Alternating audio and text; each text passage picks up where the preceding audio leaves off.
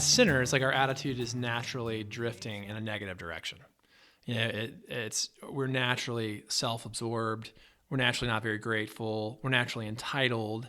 And so with that being said, like to have a good attitude is an act of repentance.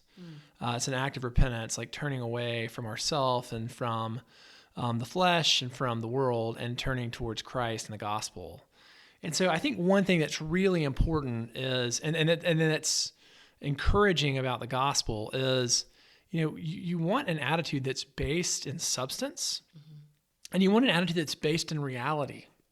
Because I think that one of the shortfalls of what you see in the secular world, or that you see in like not very good or heretical preaching, when people are like, choose to be happy.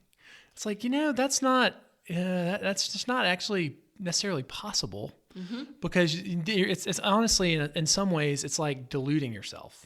Like pretend like you're happy. Pretend like, everything is okay. If you don't have like gospel substance below the attitude. So I think one thing that what we're going to hit on as we talk about attitude is how our attitude needs to be rooted in the gospel, which is real and substantive and true.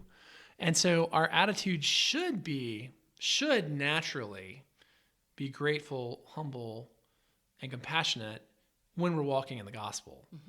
But as sinners, we don't walk in the gospel like we should. And so that's why I say attitude is an act of repentance, and it's also turning to a substantive and